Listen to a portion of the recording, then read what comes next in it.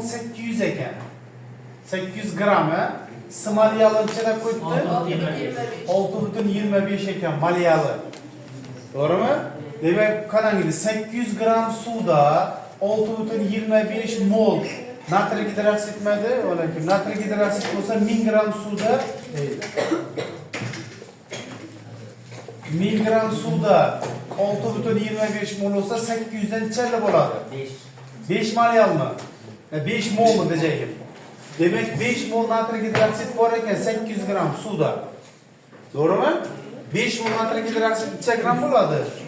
Massa natriy gidroksid 5 ni ko'paytirasan 40 ga 200 gram bo'ladi. Demek 21 yakma necha gram bo'ladi shunda?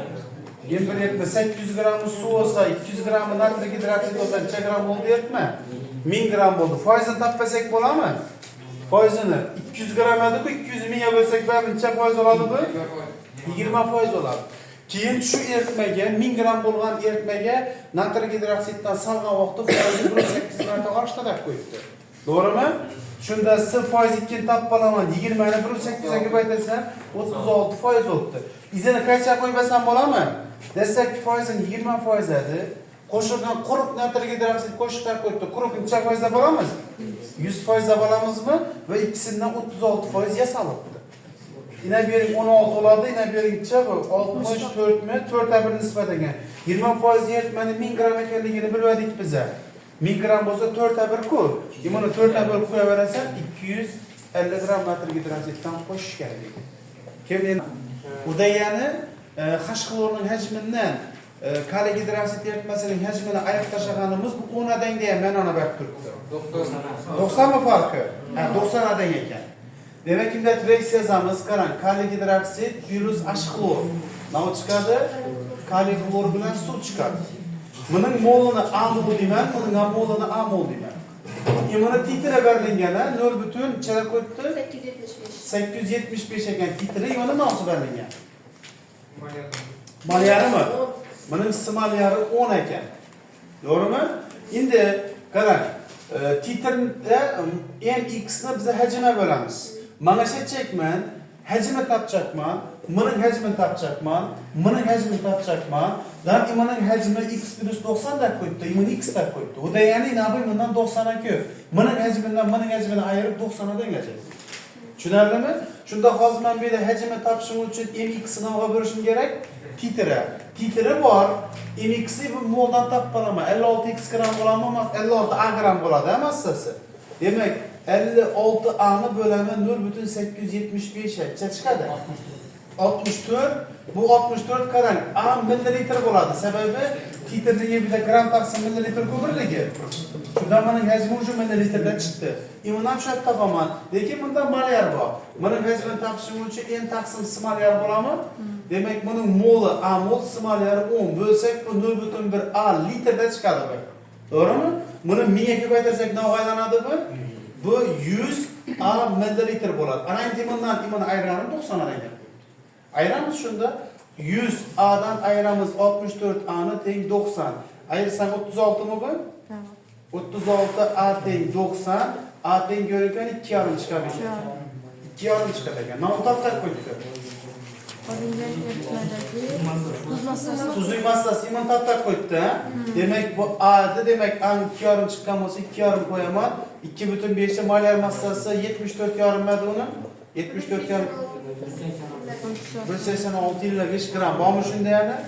Massa tarixlari. Qaysi oson bo'ldi? Avvalgisimi yo bumi?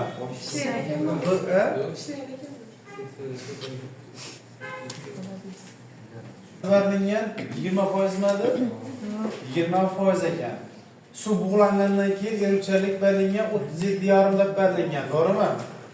Necha gram suv bug'langan? 40 gram suv bug'lanib chiqib ketgan idishdan.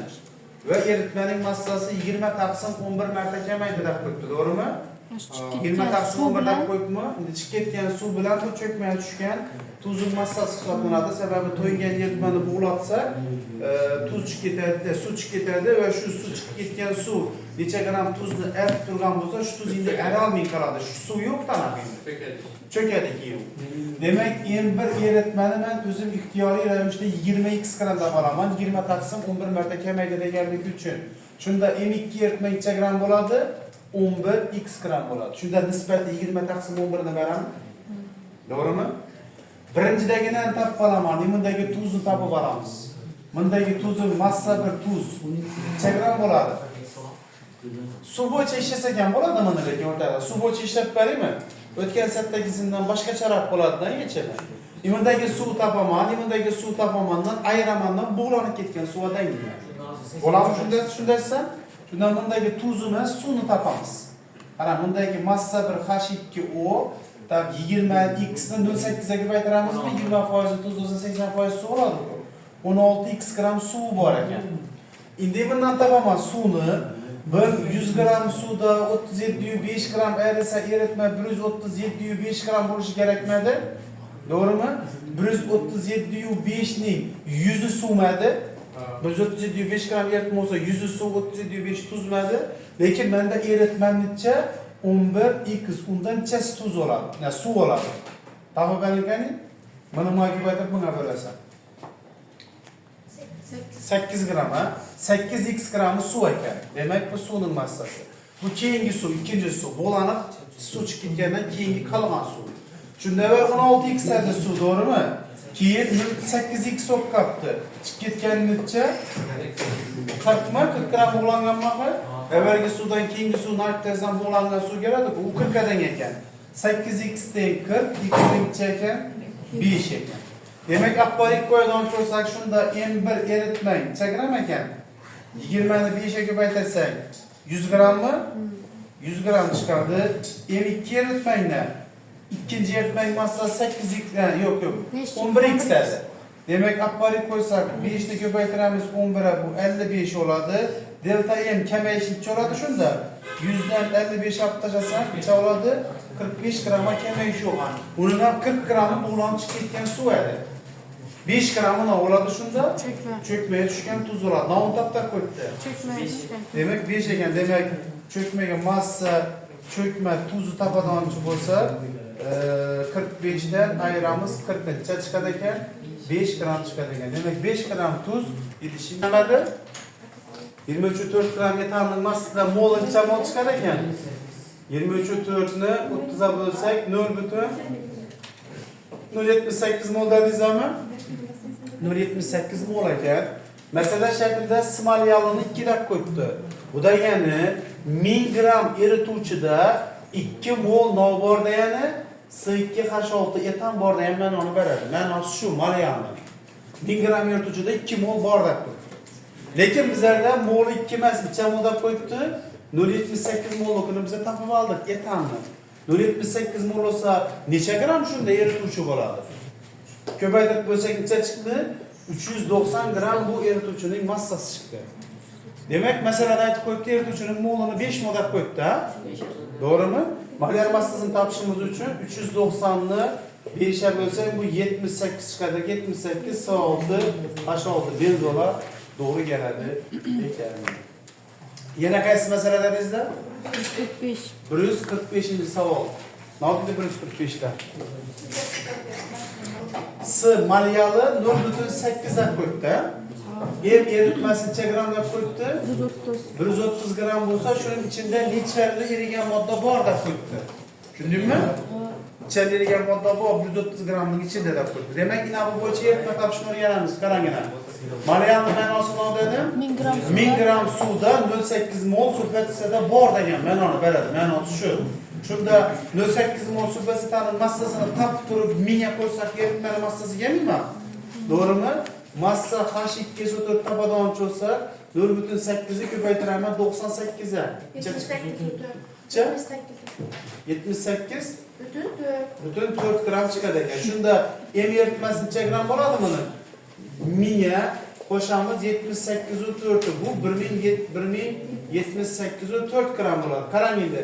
1078 u 4 ning 78 u 4'ü sulfatsiyasi tamaxi. To'g'rimi? Lekin menda eritmani 130 ga qo'yibdi. Uning ichasi sulfatsiyasi. 9,45. Bormi shundaymi? 9,45 gram chiqadi. Tushunarlimi? Malyalligi 5 amish, eruvchanligi 20 ekan. Qaysi modda deb turibdi erigan moddan topib bering deb qo'yibdi. Demak, qarang, molekyal konsentratsiya bu 1000 gram erituvchidagi erigan moddaning moli. 1000 gram erituvchi yoki 1000 gram suvda deyaveradi. 1000 gram suvda erigan moddaning moli 5 ekan. Eruvchanlik esa bu 100 gram suvda erigan moddaning massasi. Molekyal 1000 gram suv uchun, eruvchanlik 100 gram suv uchun. To'g'rimi?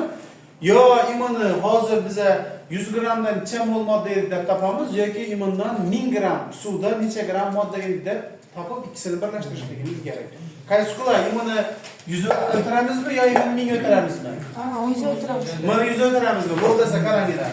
1000 gram suvda 5 mol modda erisa, 100 gram suvda necha mol bo'ladi u? Ko'paytirib qo'ysak 0.5 mol bo'ladimi? To'g'rimi?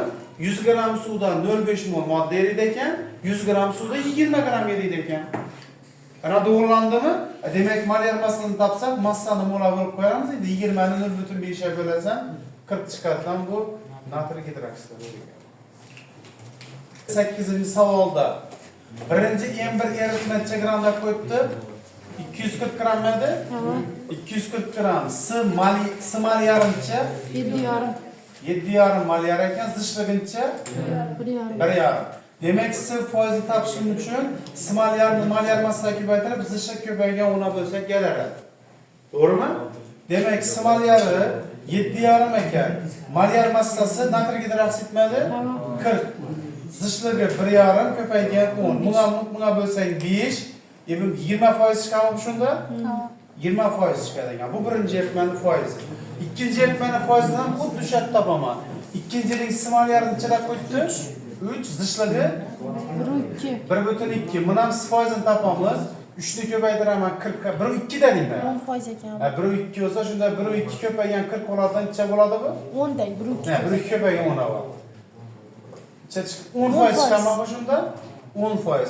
Birinchi eritma 20%, ikkinchi eritma 10%. Keyin ikkisini aralashtirgandan keyin S molyali 4,07 bo'lgan eritma hosil bo'libdi.